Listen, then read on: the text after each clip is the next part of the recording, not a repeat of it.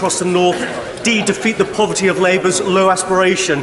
So will my honourable friend reinsert the all-important energy to the Northern Powerhouse? This is an absolutely brilliant point, Mr. Speaker, and follows on from what I was saying. I think we should have days of debate of the wonderful successes of this government.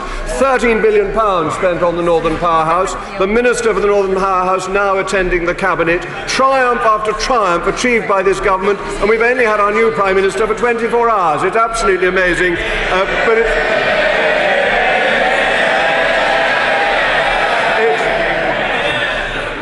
but it's probably in the purview of the Backbench Business Committee.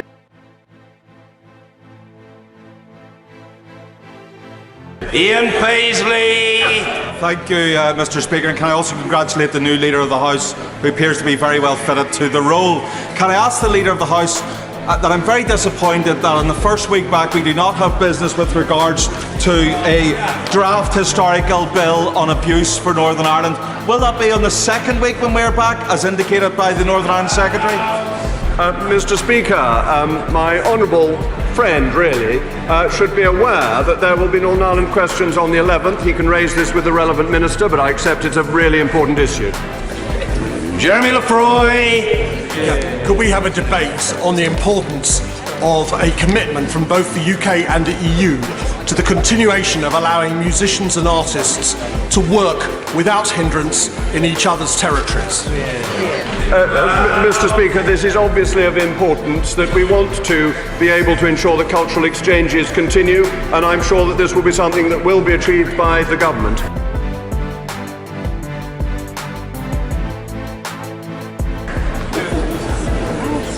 Helen Goodman. Mr. Speaker, I'd like to congratulate the Leader of the House, with whom I spent many happy hours in the Procedure Committee, where he championed the rights of this House.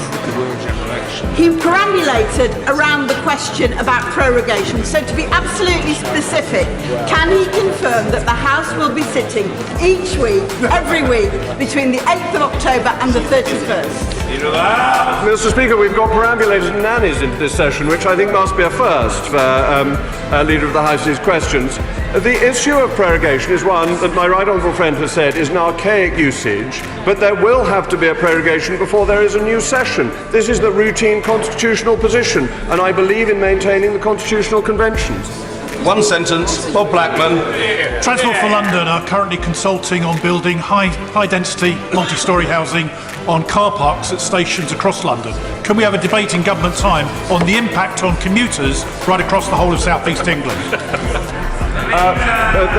Thank you very much, Mr. Speaker. I understand that my honourable friend is likely to be called in the adjournment debate later. It will be a golden opportunity to raise this subject.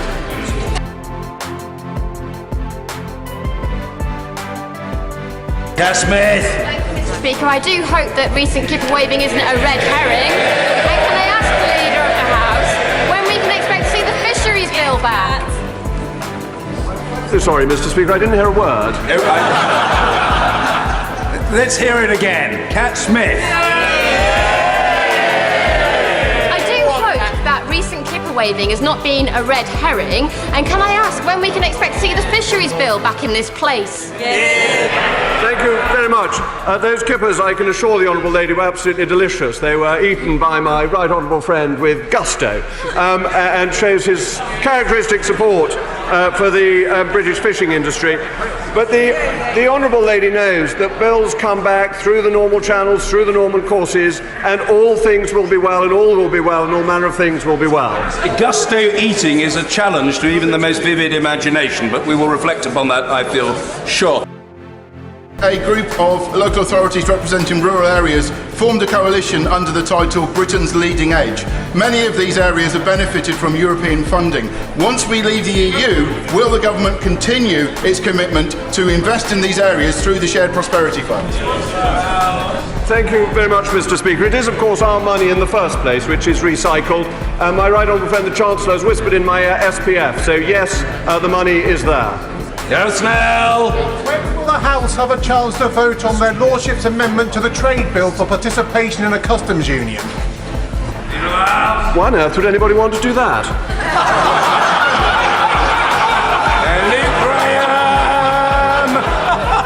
Thank you very much. Thank you very much, Mr. Speaker. I welcome the honourable gentleman to his place. Will you join me in congratulating the team at Sainsbury's in Kinross for getting the Perth and Kinross Gold Stars for equality at work? And will you provide some government time to discuss the disability, confident and access to work programmes? I extend my warmest good wishes to the Sainsbury's in Kinross for their brilliant achievement. I think it might be a slightly niche subject for debate on the chamber floor of the House of Commons, however.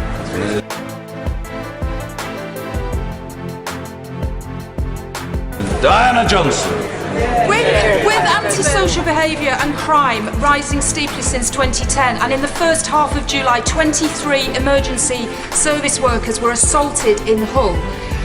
I was very pleased to hear that the Prime Minister announced last night 20,000 new police officers. Can we have a debate on when those police officers are actually going to be on the streets, where they're going to be in the country, and whether they will be equally shared around? Mr. Speaker, may I wish the Honourable Lady a very many happy returns of the day. I understand it is an auspicious day today. My right honourable friend, the Prime Minister, is going to be making a statement. He has clearly made the extra 20,000 police an absolute priority. We need to ensure that everything is done to combat crime and to ensure that people in Hull and everywhere else in the country are safe. But it may be sensible to ask my right honourable friend later. Order, we must now move on, but in thanking the new Leader of the House, I note that there will be many opportunities to question him about future business in the weeks and months ahead.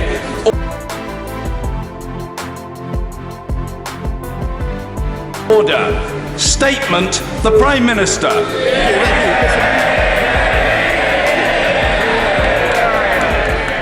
Mr. Speaker, with permission, I shall make a statement on the mission of this new Conservative government. But before I begin, I'm sure the whole House will join me in paying tribute to my right honourable friend, the member for Maidenhead, for all she has given to the service of our nation. From fighting modern slavery to tackling the problems of mental ill health, she has a great legacy on which we shall all be proud to build. And our mission is to deliver Brexit on the 31st of October for the purpose of uniting and re-energising our great United Kingdom and making this country the greatest place on earth. And when I say the greatest place on earth, I'm conscious that some may accuse me of hyperbole. But it is useful to imagine the trajectory on which we could now be embarked. By 2050, it is more than possible that the United Kingdom will be the greatest and most prosperous economy in Europe, at the centre of a new network of trade deals, which we have pioneered with the road and rail investments we are making and propose to make now, the investment in broadband and 5G. Our country will boast the most formidable transport and technological connectivity on the planet by unleashing the productive power of the whole United Kingdom, not just of London and the South East, but of every corner of England, Scotland, Wales and Northern Ireland. We will have closed forever the productivity gap and seen to it that no town is left behind ever again, no community ever forgotten. Our children and grandchildren will be living longer, happier and healthier lives. And our kingdom in 2050, thanks, by the way, to the initiative of the previous Prime Minister, will no longer make any contribution whatsoever to the destruction of our precious planet brought about by carbon emissions, because we will have led the world in delivering that net zero target. We will be the home of electric vehicles, cars, even planes, powered by British-made battery technology, being developed right here, right now.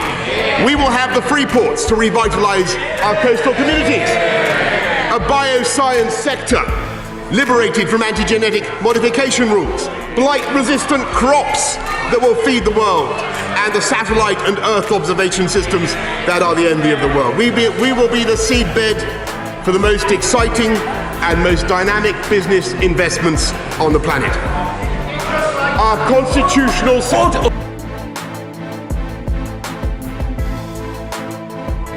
Order, I apologise for interrupting the Prime Minister. There's far too much noise in this chamber.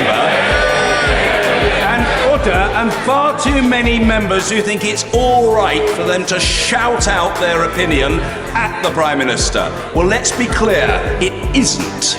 The statement will be heard and there will be ample opportunity in conformity with convention and as established by me over the last decade for colleagues to question the Prime Minister. But the statement will be heard and it will be heard with courtesy. The Prime Minister. Mr. Speaker, may I applaud your engagement, and I think there's also far too much negativity about the potential of our great country. I think you will agree, Mr. Speaker, because our constitutional settlement, our United Kingdom, will be firm and will be secure. Our union of nations beyond question. Our democracy robust. Our future clean, green, prosperous, united, confident, and ambitious. And that is the prize, and that is our responsibility in this House of Commons to fulfil. And to do so, we must take some immediate steps. And the first is to restore trust in our democracy and fulfil the repeated promises of Parliament to the people by coming out of the European Union and doing so on October the 31st. I and all ministers are committed to leaving on this date, whatever the circumstances, and to do otherwise would cause a catastrophic loss of confidence in our political system.